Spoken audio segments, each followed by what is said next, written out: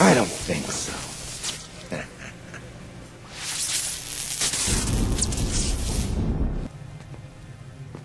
Enough! I am telling you this for your own good. Khan knows I have no powers in Outworld. And as the two realms merge, I will lose my powers here on Earth. This was actually a good direction to start taking the plot. It really could have created some good tension and suspense, because now we can't just rely on Rayden to come flying in like Superman and save the day. Our heroes are actually going to have to fight this one out to the end. But they fucked it up, obviously. Anyway, sticking to the topic of immortality, they string us along the whole way with this losing his power thing. And now in this scene, they ask us if he is willing to sacrifice his immortality. Do you love them enough to sacrifice your immortality? And then the scene just ends. Well, that definitely required further explanation. Why is it necessary to sacrifice his immortality? What will he gain by sacrificing it? Essentially to save humans, but in what capacity? What'll it do? Do you truly believe them worth saving? More than anything I know. Oh, okay, to save humans, okay. I hate to repeat myself, but how? It's just like the Katana and Sindel thing. It's one fucking piece of a 1,000-piece puzzle. Well, we can only hope that they give us the rest, right? After that meeting with the Elder Gods, I doubt they'll be able to catch up. If a movie withholds too much information for too long, suspense just becomes confusion and frustration.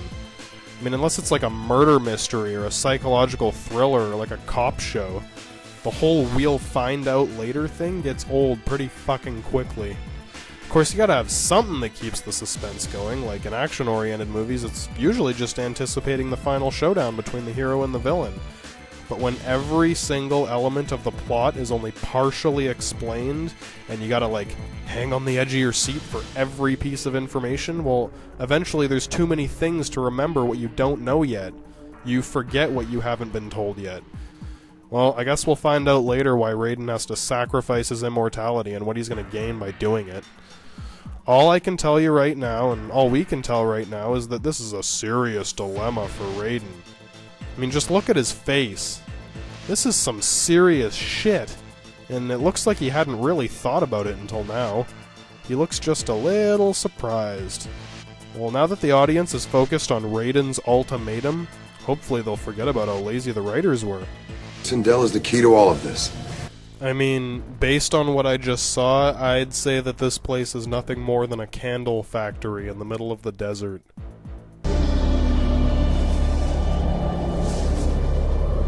And bam, it's on to the next scene.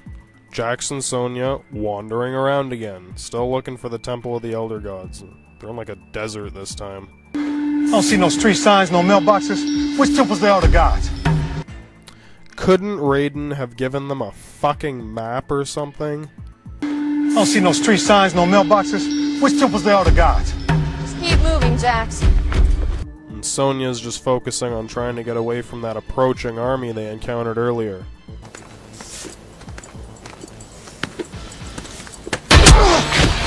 Then bam! Jax gets ninja kicked in the back.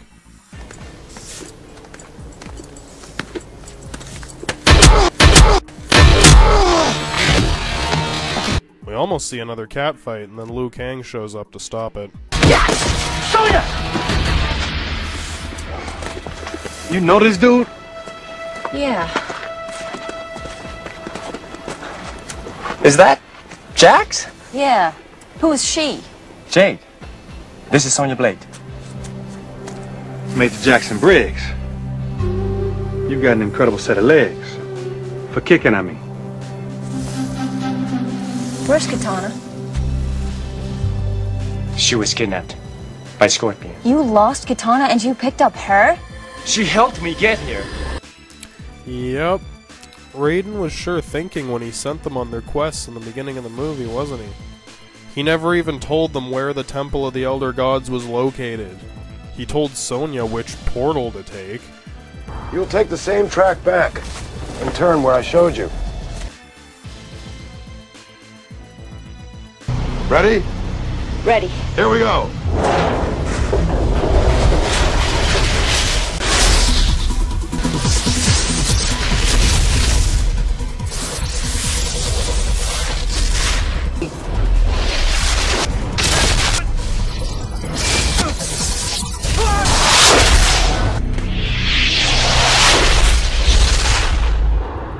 take the same track back and turn where I showed you.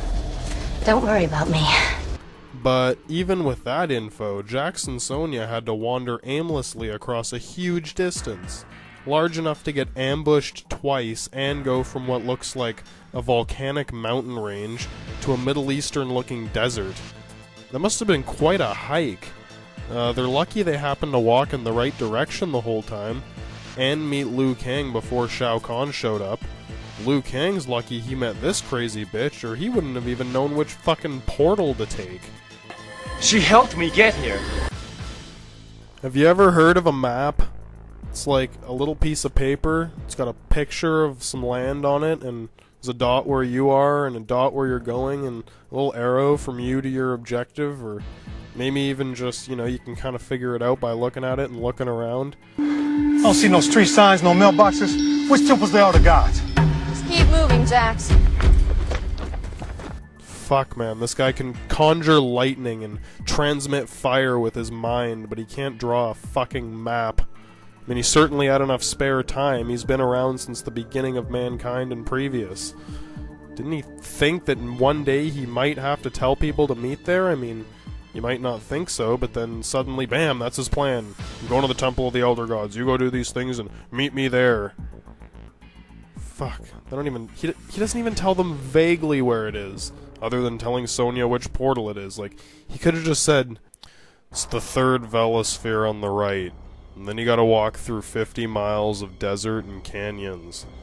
Watch out for giant cockroach aliens and wandering strippers. They've been up to something lately. And then when you get there, this is important, there's like 50 temples there. Okay, don't just run around looking through temples. Look for the one with the candles inside. The ones that are lit, not the factories. There's a factory right next to it. It's better than nothing.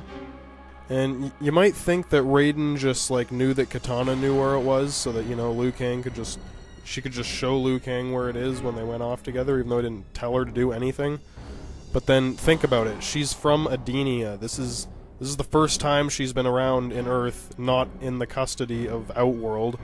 And for some reason, she knows everything, and about portals, and how to get around in Vellospheres, and where the temples are, and she gets kidnapped.